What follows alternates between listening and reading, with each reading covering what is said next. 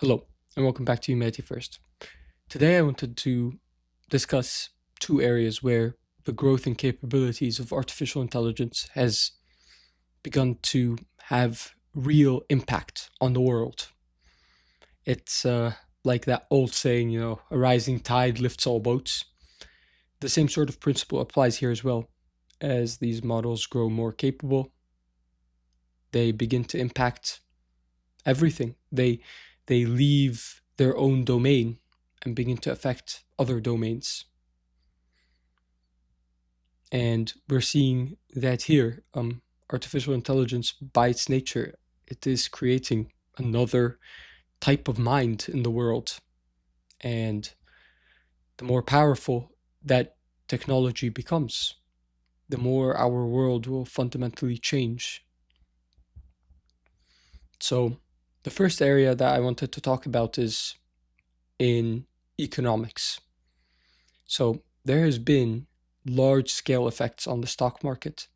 In recent weeks, actually, this has happened very rapidly, where a whole ecosystem of companies that are called usually SaaS companies, companies that specialize in producing specialized software for different industries.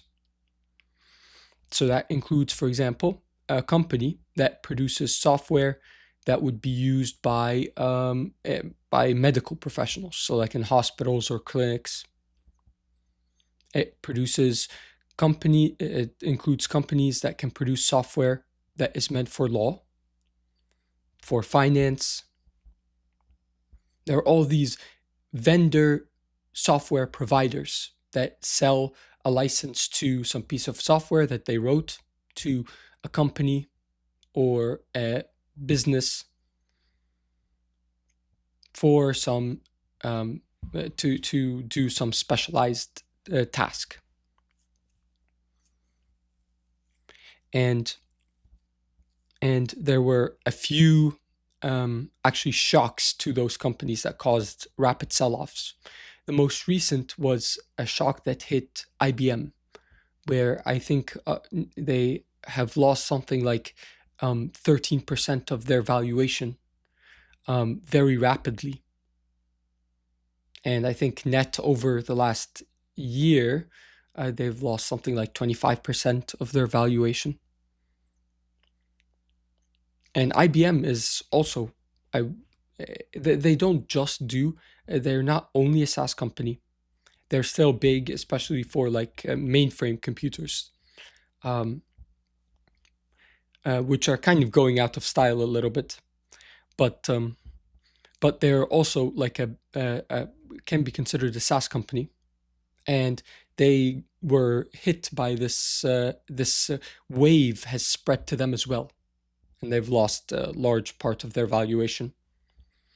And the reason they lost this is because some of the model developers demonstrated that their models can be used to write and modernize COBOL code. So COBOL is like a very old programming language, and it was sort of like in the heyday of IBM, when IBM was really like at the cutting edge. And so IBM and their whole like mainframe computer ecosystem runs on COBOL. So the fact that and a lot of companies like the know-how for how to work with COBOL code is really kind of centralized at IBM right now.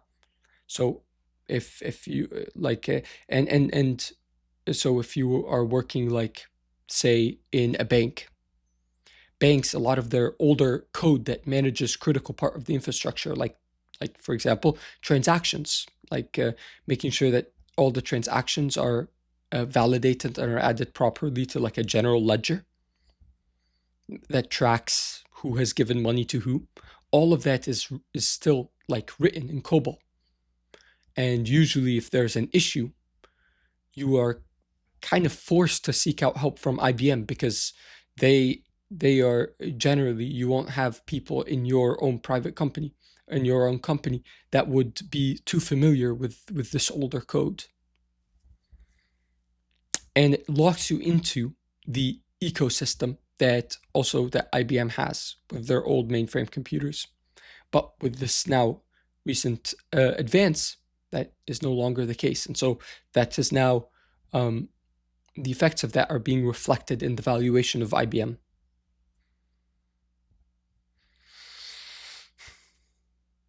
So, I mean, there's a lot that can be said here. Probably one of the main things that can be said is it's not uncommon to have these kinds of shocks to the economy. Like you imagine when COVID-19 happened, there was also a shock, and many companies lost 20% valuation, 30% valuation, even more. But not all economic shocks are the same, because there's a big difference between some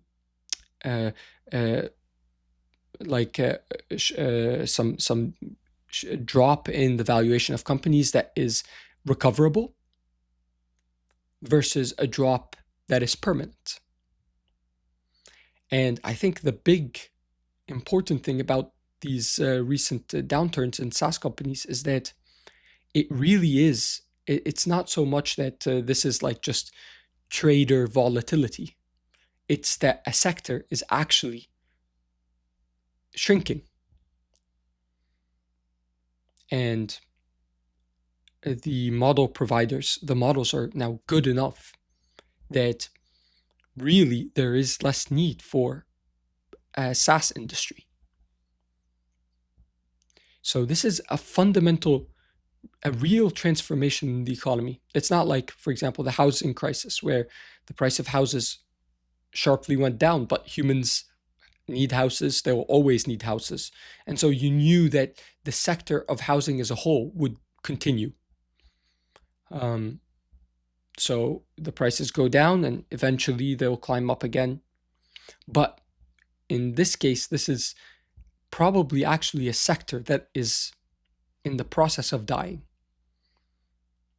And that process might not be monotonic. It might not just be like, like straight downhill. There might be some bumps, but the direction of travel is clear. And this is not a recession or a depression at all, because whatever losses these companies have, and the losses are massive. Losses are almost like $1 trillion to $2 trillion in value. That if depending on how you define SaaS company, of lost value, if you sum up all the losses for all those companies thus far. But that is more than offset by the growth of the AI industry. So probably this year, OpenAI and Anthropic will both pass the $1 trillion mark in valuation. And both are looking to IPO soon, and so their valuation will probably skyrocket. So the growth of just these two companies probably already offsets all the losses in SaaS. But then the question is, why is this important? Well, this sort of this sort of process where a sector begins to die because ultimately technological advances have destroyed the market for it. That process by itself is not bad. This is actually good. This is a sign of progress. But the sad thing here is that there is a real sense that it's the human economy, the economy that is powered by working humans, employees, is shrinking. And that money is going into the AI economy in a way. Anthropic will never need as many engineers as a SaaS company. In fact, even the engineers that Anthropic already has, they already say that um, the engineers are really doing most of their work using Claude. It's like even the engineers at Anthropic are becoming are becoming are losing their usefulness. But obviously, so it's hard to imagine that this will not have a huge impact on labor, on employment. Like IBM, for example, has almost 300,000 employees. And maybe they hold on to their employees for a little bit after a shock to their valuation. But the longer that this market correction is maintained, i.e., once they realize that their loss in valuation actually is permanent, it's not just like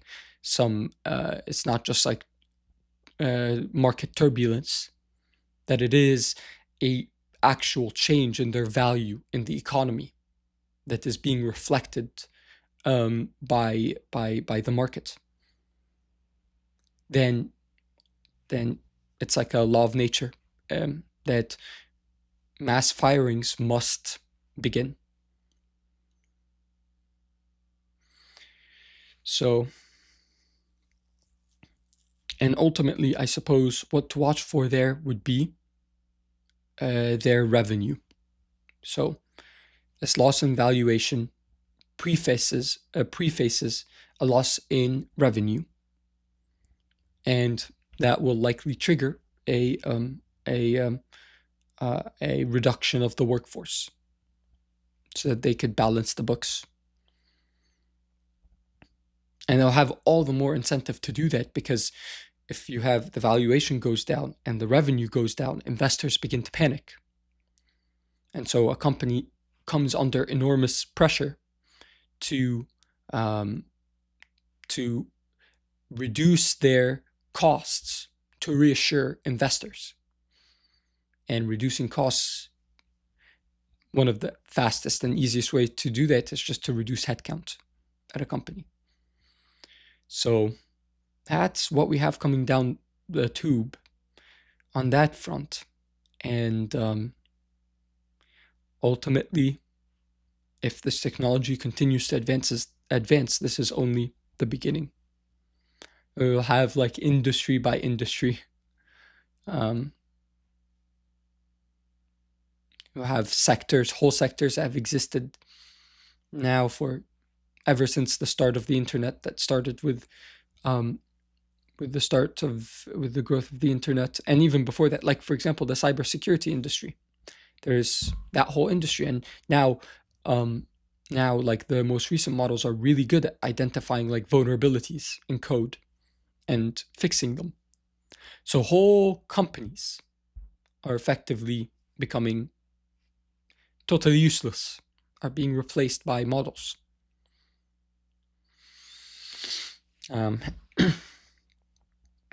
And this will just continue industry by industry.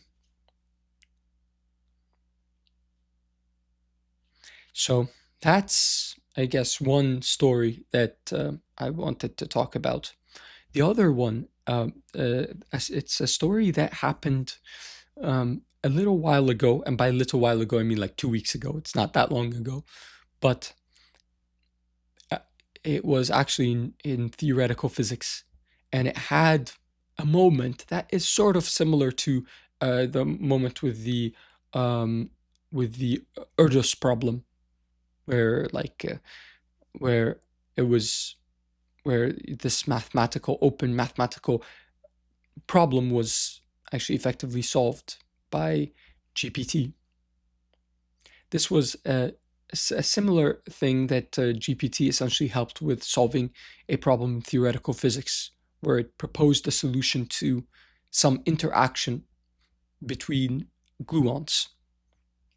So gluons are like the particles that make up the protons and neutrons. And they have a very strange physics that's kind of unique to them. They tend to exist in pairs of 3. And their interactions with each other are not super well understood. There's a whole field called quantum chromodynamics that deals with the interactions of gluons with each other. And for this, in this particular story, the physicists that were working on the problem used GPT, used OpenAI's model to propose a solution for the amplitudes of gluons, like the interactions or dynamics of gluons for this particular problem.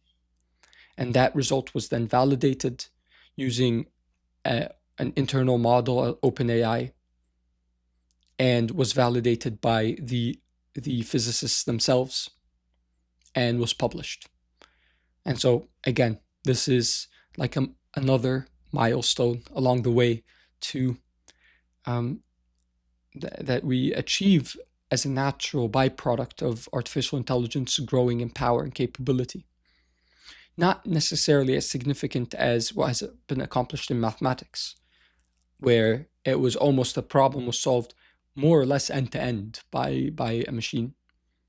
But here, a machine solved a critical part of a problem, and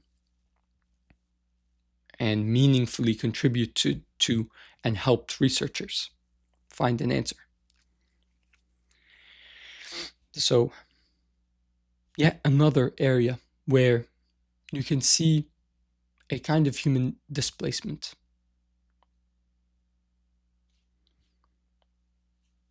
So it's very depressing to report on this, because you can see in domain after domain that used to be a domain that was worked on.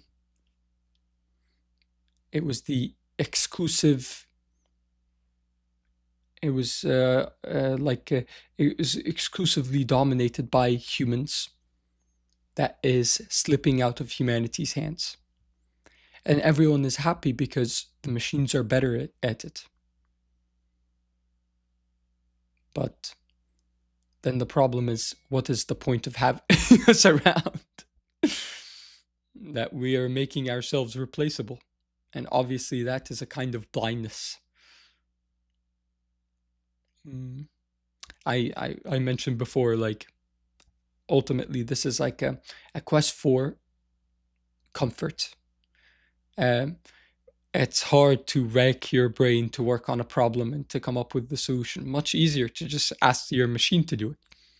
But if your machine can solve all your problems, and it can do everything for you and make it super easy, then you can think that, like, the ultimate working out of that logic is the comfort of death. Then you don't have to worry about anything. So it could be that logic is like kind of playing out in real time. So yeah. All right. I think that's it for me today. Thank you so much for listening, and don't forget, winter's coming. All right. Take care. Bye.